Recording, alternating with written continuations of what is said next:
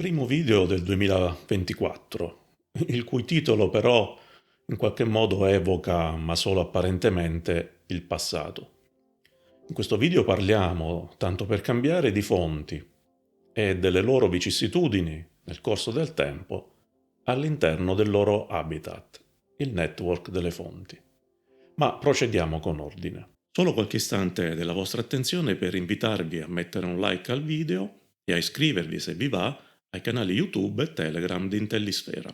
In questo modo potrete restare sempre aggiornati sulle prossime novità del canale e contemporaneamente supportare questo progetto sulla teoria generale per l'intelligence delle fonti aperte. Grazie.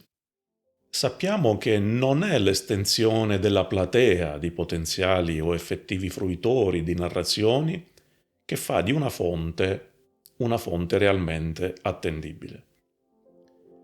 In un'epoca di network sociali ed influencer, questa affermazione può sembrare forse avventata, ma paradossalmente è vera soprattutto per loro, per gli influencer.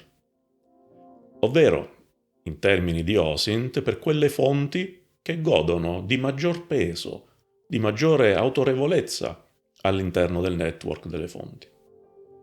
Non voglio in questa sede parlare della differenza tra i concetti di influencer, opinion leader, opinion maker.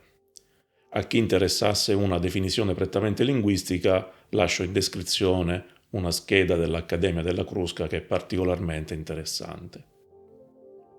Ciò che mi interessa fare oggi è riflettere su quelle fonti che un tempo sono state pesanti, rilevanti, affidabili, influenti, appunto, ma che per un qualche motivo non lo sono più. Qual è perciò il destino di queste fonti?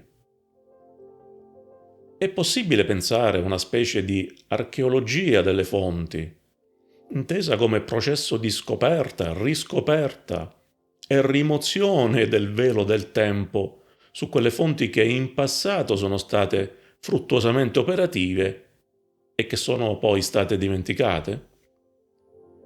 Da sempre le esigenze informative dell'intelligence, e ancora di più quelle di OSINT, hanno premiato proprietà come tempestività e attualità di fonti e di informazioni. Questo porta chiaramente a privilegiare fonti che dimostrano di saper essere maggiormente aggiornate, maggiormente tempestive, maggiormente reattive alle interrogazioni.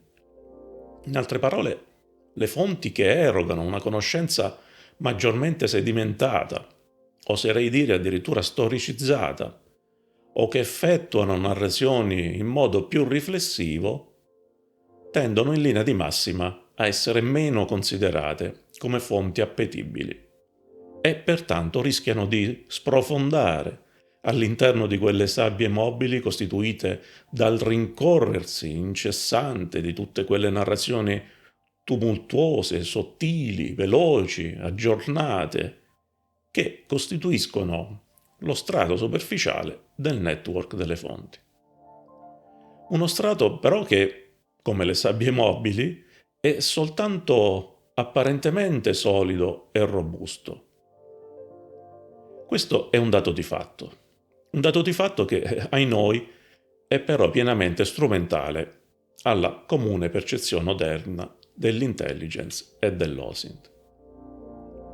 Può essere però che le cose stiano per cambiare, forse. All'interno dell'habitat delle fonti aperte, infatti, all'interno del network delle fonti, si sta affacciando un attore in qualche misura inaspettato, l'intelligenza artificiale generativa.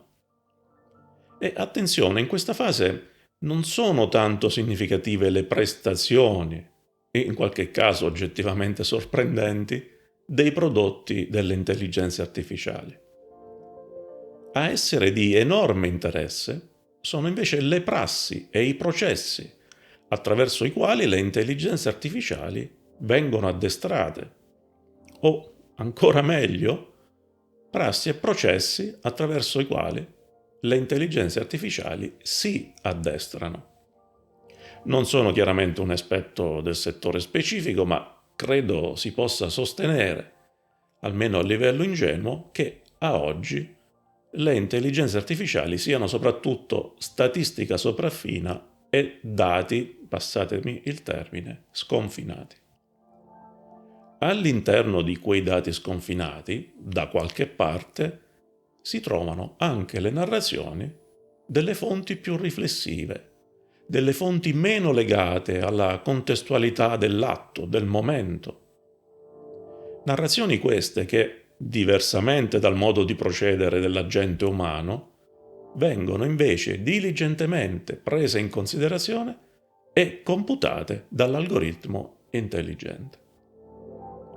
Da questa osservazione partono tutta una serie di domande interessanti, tra le quali l'intelligenza artificiale, a livello di astrazione di OSINT, può essere considerata come uno strumento per la archeologia delle fonti di cui parlavamo all'inizio? E sempre a livello di astrazione di OSINT, è forse possibile ipotizzare che l'intelligenza artificiale finisca per offrire una tipologia di conoscenza più stabile, più consolidata, per certi versi più robusta di quella che possono ad oggi offrire le fonti umane? E se la risposta potrà essere affermativa, sarà possibile pensare all'intelligenza artificiale come ad un modo per tener viva la memoria di quella che un tempo fu la vera conoscenza generata dalle narrazioni dell'agente umano? Un video, ahimè, di sole domande questo, ma sono convinto che, se non proprio delle risposte, sarà in grado di sollecitare qualche utile riflessione e sicuramente anche qualche proposta.